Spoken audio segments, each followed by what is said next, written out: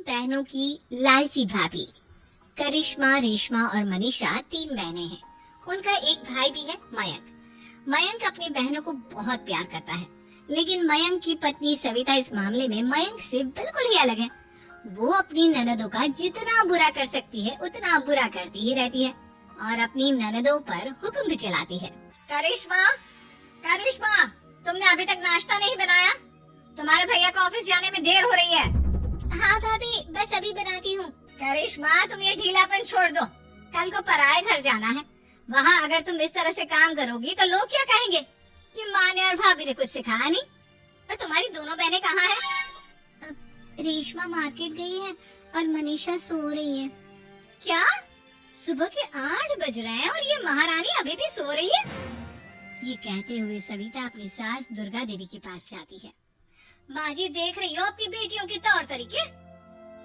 क्या हुआ बहू, सुबह सुबह क्या कर दिया मेरी बेटियों ने? अरे एक तो अभी अभी उठकर किचन में गई है, दूसरी सुबह सुबह बाहर चली गई और तीसरी अभी तक सो रही है। क्या करूं मैं इन तीनों का?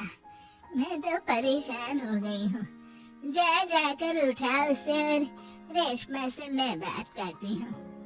सविता सीधा मनीषा के कमरे में जाती है और उससे कहती है, महारानी जल्दी उठो, सूरज सर पर आ गया है। भाभी थोड़ी देर और सोने दो ना, मैं रात को लेट सोई थी। वो क्या ना, यूनिट टेस्ट चल रहे हैं। शराफत से उठती है या नहीं, या फिर पानी की भरी बाल्टी डालूं तेरे ऊपर? नहीं भाभी, मुझे बिस्तर में नहीं लाना, उठती हूँ मैं। मनीषा जल्दी से उठकर बाथरूम में चली जाती है। सभी आराम से बैठकर नाश्ता कर रहे होते कि तभी रेशमा बाजार से हाथ में सामान लिए आ जाती है। रेशमा को देखते ही सविता उस पर बरस पड़ती है। लो, आ गई महारानी। ऐसा भी क्या सामान लाना था जो सुबह आंख मलते ही बाजार की तरफ रवाना हो गई? भाभी, कल आप ही तो चीख रही थी कि घर का सारा सामान मुझे ही लाना पड़ता है, घर में किसी को भी किसी काम से कोई लेना देना नहीं है। अब मैं बाजार जाकर सामान ले आई तो आपको इस बात से भी तकलीफ हो रही है? देख रही हो माँ जी, अपनी बेटी की जुबान कैंची से भी तेज चलती है। और मयंक, आप तो कुछ कहेंगे नहीं लाडली बहन को। रेशमा, अपनी भाभी से ऐसे बात नहीं करते। चलो माफी मांगो। भैया, मैं क्यों माफी मांगू? आप भाभी से बोलिए ना कि हम पर कम हुक्म चलाया करे। हम इस घर की बेटियां हैं और आपकी पत्नी की ननद है, नौकरानी नहीं। लो कर लो बात। इनकी भलाई के लिए कुछ भी बोलो तो इन्हें बुरा लग जाता है।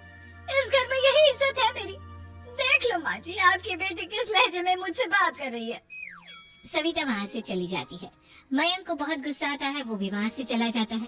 फिर करिश्मा रेशमा को समझाती है, रेशमा, तुम्हें भाभी से माफी मांग लेनी चाहिए थी ना। लेकिन दीदी, मैंने कुछ किया ही नहीं, तो मैं माफी क्यों मांगू? हाँ करिश्मा दीदी, रेशमा दीदी जैसे ही घर में आई भाभी ही उन पर चिल्ला रही थी। हाँ, मैं मानती हूँ कि गलती भाभी की थी।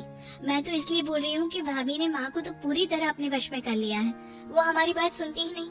मयंक भैया हमारे लिए हमेशा खड़े रहते हैं, इसलिए उनकी बात का मान तो तुम्हें रखना चाहिए था ना। कोई फायदा नहीं दीदी, कुछ दिनों की बात और है, भाभी उन्हें भी हमारे खिलाफ भड़का देंगी। फिर वो भी माँ की तरह हमारी किसी बात का विश्वास नहीं करेंगे। इसी तरह सविता अपनी तीनों ननदों को किसी न किसी बात पर परेशान करती रहती थी। एक दिन मयंक अपनी तीनों बहनों के लिए गिफ्ट लाया। क्या रेशमा, ये तुम्हारे लिए हार का सेट। रेशमा, तुम्हारे लिए सुंदर सी ड्रेस।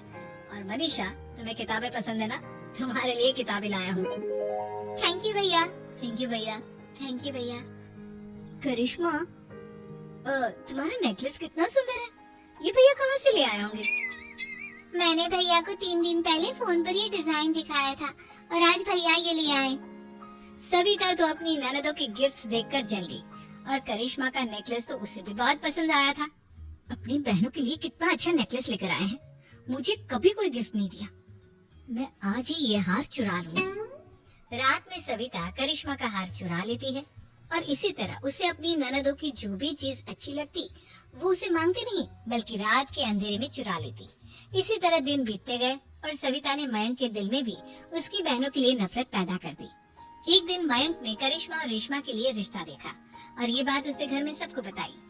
माँ, करिश्मा और रेशमा के लिए बहुत अच्छा रिश्ता आया है, वो लोग कल इन्हें देखने आ रहे हैं। आप और सविता मिलकर सारी तैयारी कर लेना।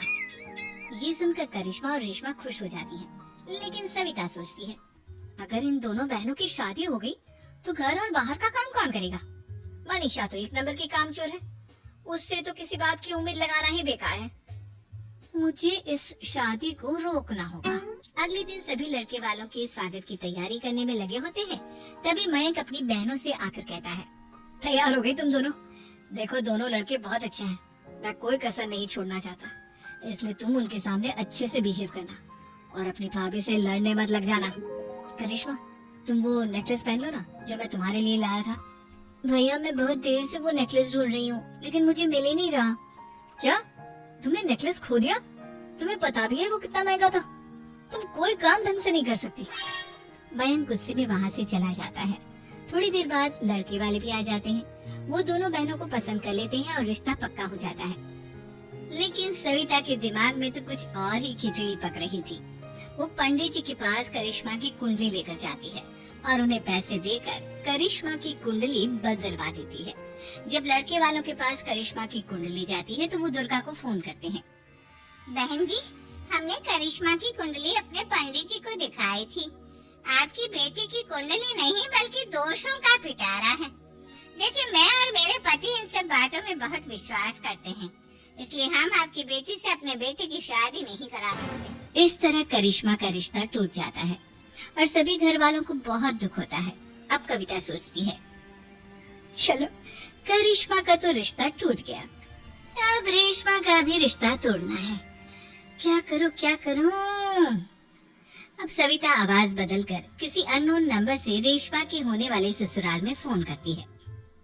हेलो, मैं कौन हूँ कौन नहीं ये आपके लिए जानना जरूरी नहीं, बस इतना सुन लो कि रेशमा का 2 साल से किसी के साथ अफेयर चल रहा है। बस रेशमा का रिश्ता तोड़वाने के लिए सविता का इतना कहना काफी था। अब रेशमा का भी रिश्ता टूट गया।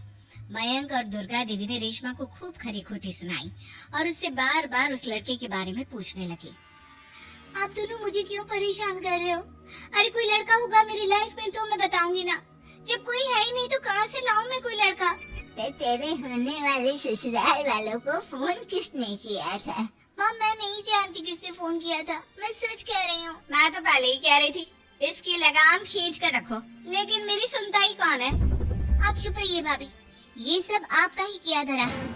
अब तीनों बहनों को विश्वास हो जाता है कि ये सब उनकी भाभी ही कर रही है। तीनों बहनें अपनी भाभी को सबक सिखाने के लिए एक वकील कर लेती है और घर में हिस्सा मांगा। देखो भैया, माँ बाप की जायदाद में जितना बेटों का हक होता है उतना ही बेटियों का, इसलिए इस घर के 4 हिस्से होंगे और हमें अपना हिस्सा चाहिए। मैंने तुम्हारे लिए क्या क्या नहीं किया और तुम इस घर में हिस्सा मांग रही हो? भैया, आप और माँ हम बहनों की कोई बात नहीं सुनते हो और भाभी हमारी शादी नहीं होने देगी क्योंकि उन्हें लगता है कि आप हमारी शादी में ज्यादा पैसा लगाओगे और उन्हें हम जैसी फ्री की नौकरानी कहाँ मिलेगी। तो हम भाभी के साथ तो रह नहीं सकते, हम बहनों को अपना हिस्सा चाहिए। अरे तुम्हें शर्म आनी चाहिए अपनी भाभी पर ऐसा इल्जाम लगाते हुए। वो तुम्हारे बारे में कितना सोचती है। हाँ माँ, भाभी हमारे बारे में बहुत सोचती है, दिन रात बस यही सोचती रहती है कि किस तरह से अपनी तीनों ननदों को परेशान करूं और कभी मुझे पढ़ने भी नहीं देती। दोनों बहनों का रिश्ता भी तो इन्होंने ही तोड़वाया है और रात में हमारे कमरे में आकर हमारी चीजें भी चुराती हैं। इसी तरह सविता की तीनों ननदें अपनी बात पर अड़ी रही। अब कोर्ट में तारीख भी शुरू हो गई। जब सविता को लगा कि उसकी तीनों ननद इतनी आसानी से नहीं मानने वाली, तो उसने अपने पति और सास को सारी सच्चाई बता दी और अपनी तीनों ननद से माफी मांगी। मयंक और दुर्गा को भी अपनी गलती का एहसास हो गया। अब सविता खुद करिश्मा और रेशमा के लिए अच्छा रिश्ता ढूंढती है और उनकी शादी करवाती है।